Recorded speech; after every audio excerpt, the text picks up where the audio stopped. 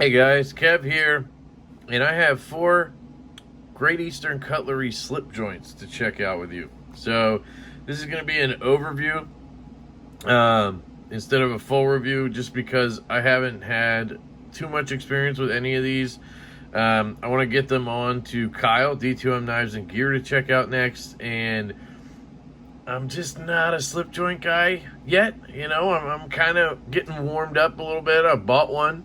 I just got a Pena Bronco, which is really cool, on Benny's recommendation, who is the one who loaned these to me. Ben is the guy behind Jack Wolf Knives, which I'm very excited about.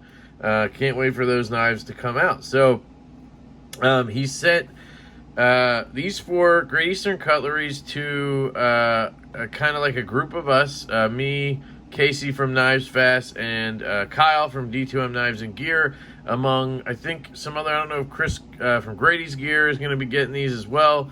He's already kind of a slip joint guy, so the reason was to kind of show us what slip joints are all about. I actually do have notes here. This is the first time I've ever, I think, had notes for a video.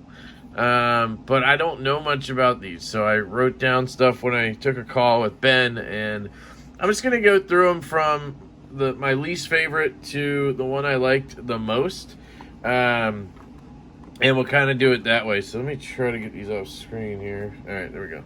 So this one is up first. I really love the slip on these. I think these are all like custom slips. They're not like the slip that came with the knife. So I'm pretty positive of that, but check that out. It's a Javi Garcia slip. Cool. All right. So this one right here is which one is this? The English Whittler, I believe. Sorry about that. I'm trying to read my shitty handwriting. Basically the way that, it's the Whittler. Oh, it's stiff. So this one does not have a half stop on the main blade, which is interesting. Something I learned from Ben is the way they do their markings. So this says GEC Carbon, Northfield unXL'd, made in the USA. You'll see right here, unXL'd. So Northfield is kind of like I don't know how, like a line that Great Eastern Cutlery does. And here's your numbering. So 380, and then you have 321, right? So basically, the way that works, from what I understand it, is the first 2 numbers dictate the pattern, and that is 38. So that is the pattern number, which is, the way the handle is shaped and everything, right?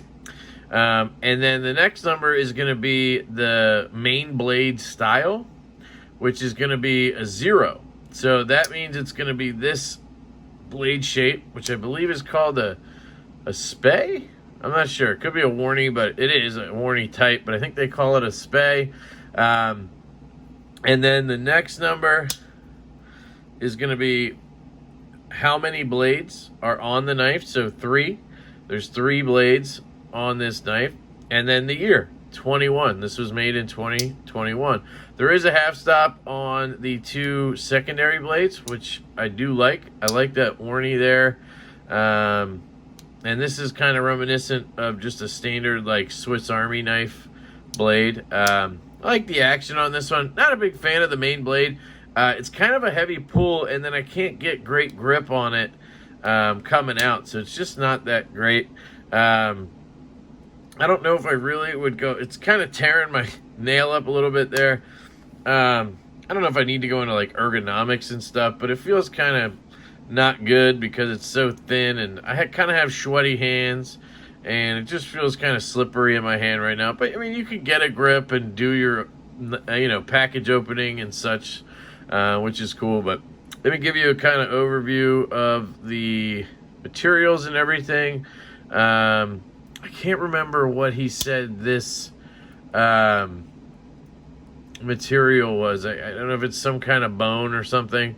Again, I'm not a traditional guy. I'm trying here to learn a little bit more, but It is what it is, right? You see here, the spring is flat, which is really, really nice to have 3 blades in there, and have it be so flush. It's pretty cool. I think this knife is interesting. Here's your shield, but I would not purchase this knife. I think he said this one was roughly like it would be. That's how we did the pricing. Like if he went to sell it at this point, this one would be like 125 bucks, something like that. And those are just estimates by Ben, so don't take it as gospel. But that is the English Whittlers. That was my least favorite of the group. Next one up, and you'll notice the ones with multiple blades are the ones I don't like. Not that I don't like them, but my least favorite, right? So this one here is... Which one is this? I think he said it was... This is the rope knife, bare-ended... Oh, no, I'm sorry. Hold on a second. I skipped. I took notes in a different order. Yeah, this is the Tituit cutlery. I don't know how to say that right. Tituit, I think. Titiote. There you go. Titiote cutlery. It's another kind of line that GEC does. So they're all made by GEC in Pennsylvania, actually.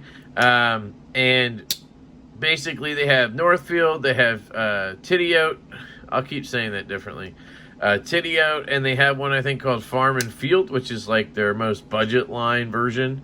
And that's kind of how they do it. They all kind of have their own styling and markings, and they kind of change the markings a lot. But anyway, this one I have written down is the American Jack. So this is the American Jack in cowbone. That's what this is, which makes sense. You see the pins there. It looks pretty cool. Here's your shield on that guy. And then there's your end cap or end bolster. I don't know what you call that on a traditional bolsters. Yeah, just a bolster, right? Here's your blade. Again, very reminiscent of a Swiss Army knife on this guy here. Or maybe Swiss Army knives are reminiscent of this. I don't know. But you get what I'm saying. So this one says Titiote Cutlery made in the U.S., and then Great Eastern Cutlery, Titusville, PA, okay? And I think that's on the other side of the state from me. I'm over near Philadelphia. The pull on this guy is much lighter than that last one, or at least it has better access, so it feels like it. I really do like the spring on this one. It just is very crisp, very clean. It's strong enough, but not too strong. I'm really digging it. Ergonomics, very comfortable. It's just a neutral kind of ovally handle, and it really fits my hand. I really do enjoy this one a lot. I like that blade shape. It's got decent edge on it. These are all going to be in 1095 steel. Yeah, so that's the main blade on this guy. Then you have a secondary. So when there's a secondary blade, they seem to put the numbering on those second and third blades. It's kind of how they do it, I think. 782217. So this is pattern 78. So that's your kind of handle design and everything. The number 2 is the main blade shape. So that kind of Swiss Army looking just straight drop point is a number 2. And then you have the number of blades, which is 2. And then you have 2017 there as the year it was made. So yeah, that is the American Jack in cowbone. This one would go for around $200. So I think that's pretty fair. And this one's in this cool slip. Again, I don't think it comes with that. So let's pop that guy in there. Now we're getting into my favorites, okay? These I really like. So again, really good slip. And this one here is called the TC Barlow, or the Tom's Choice Barlow. So I believe this is another one that is a Titiote cutlery, made in the USA. GEC TIW, which I don't know what the TIW stands for. He might have told me and I forget, but anyway, it's Tom's Choice Barlow, and there's your numbering. So pattern 15, so I guess that's this handle shape, the Barlow. And then you have one blade. This is the number 1 blade style, which is this clip point, which is probably my favorite traditional style blade shape. It's actually one of my favorite blade shapes in general. The only negative I really have about a clip point is that the tip is kind of up a little bit. This one's really good, actually, but some of them kind of go up. Like the Lanny's clip goes up a little higher. So you got to do a little more reaching to get down to that tip. But this one's actually pretty good. And then you have one blade, and it was made in 2013. The action on this one, or the walk and talk as they call it, I should say, is probably one of my favorites out of the bunch. It just really comes out of there really nice, snaps back, just feels really good. Ergonomically, it's a little small for my hand, so you know, if I grip the whole knife, it kind of just disappears in there. It works, obviously. There's enough spring tension there that you're not going to just close it. Yeah, it works, but it's not quite. See, it's hard to even get to use my one finger there. So, but pulling it open just feels really good. Got that half stop. But again, it just feels a little small for me. And I know that slip joints kind of tend to be on the smaller end, and that's fine. Like, this would be a great little backup knife, right, to chuck in my back pocket or something. I would want a clip slip, so you have a clip on there and pop it in my back pocket. And this makes perfect sense for that. Now you got a nice little secondary blade to do stuff with. You got to cut up an apple, you got to open a package, you got to do whatever, right? Maybe you're carrying your Evo 2.0 and you don't want to use that edge. Bang. Got my TC Barlow, baby. So I get it. The size is perfect for that. But if I was thinking of using it as kind of like a main knife, or if we're talking about ergos, then I would want it to be a little bigger, right? But it does fit really well. Nice thin blade. Again, very well done on the spring, the bolsters, the handles. This is going to be ebony wood, which is pretty cool. And these, I think, are pretty sought after. I think Ben has a lot of the Barlows with different blade shapes and handle materials, so I'd be interested to see what else he has. If you watch this video, Ben, maybe, I don't know how many you have, but maybe put a couple examples in the comments of blade shapes and handle materials you have on the Barlow. But yeah, he said this one would go for around $450. So now we're getting pricey, right? This is American made, obviously, but we're talking $10.95 steel and wood handles, and I'm guessing steel bolsters and everything. That, you know, that's the price of some really good knives that I like. So I don't know, but if you're a slip joint guy, you know, it's just like anything else. What is it worth to you? So if I was a slip joint guy, hell yeah, I'd be spending that kind of money on slippies. So hopefully that doesn't happen.